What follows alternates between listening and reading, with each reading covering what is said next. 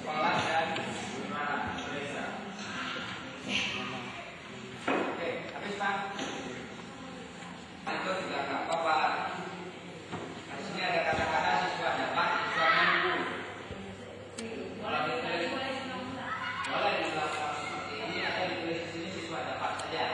Terus, nah bagaimana kasusnya dengan ini siswa mampu?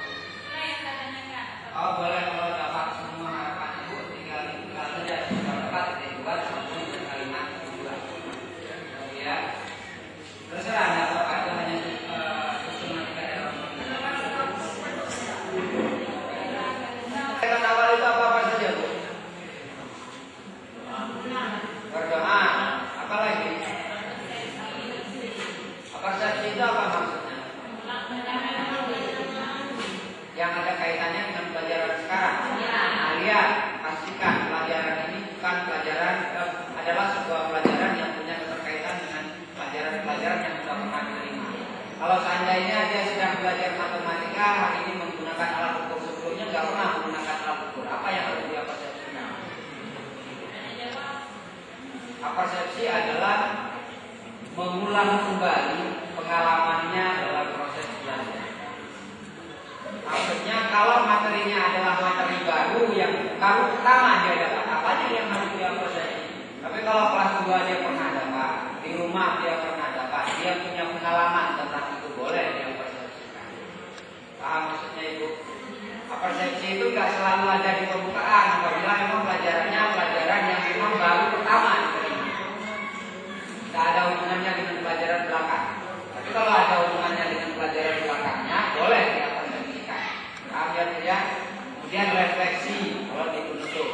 Terus di sini umpamanya mengumpulkan PR di kegiatan awalnya. Hati-hati menulis kata-kata mengumpulkan PR. Kalau memang pada pertemuan sebelumnya nggak pernah dibentuk itu tertulis memberikan PR. Apanya yang dikumpulkan?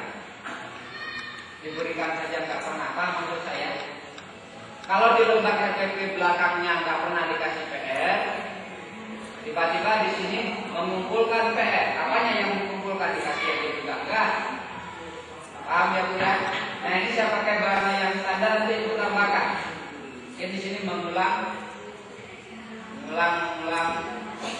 surat pendek pilihan. Nah, kata-kata surat di sini, surat pendek pilihan ini ganti dengan jenis suratnya. Kalau Anas ditulis Anas, kalau Al-Ikhlas ditulis Al-Ikhlas. Jangan sampai tulisannya seperti tulisan saya. Saya kan tidak tahu ini surat apa yang akan Ibu praktekkan di dalam ruangan. Paham ya? Nanti mengulang bacaan Anas, nah, itu yang ditulis. Kata-kata ini diganti dengan bahasa surat yang akan diulang-ulang di dalam kelas. Jangan tulisannya mengulang surat pendek pilihan waktu dilihat RPP-nya. Ini apa suratnya? Ini kan buatnya bukan kemarin, besok masuk kan? Buatnya waktu liburan, terus 6 bulan kemudian kemungkinan masuk. Kan udah lupa. Nyapuran, anak ditulis. Tapi kalau sudah ditulis dari awal, itu kan tidak lupa lagi. Berarti ini surat Anas yang dibaca. Karena kan buatnya sebelum belajar itu sudah dibuat. Nah terus apa Bu? Mengabsen. Ya Bu ya, biasanya kalau mengabsen itu lebih bagus seperti ini Bu. Kalau kita guru kelas 1, kelas 2, kelas 3. Nak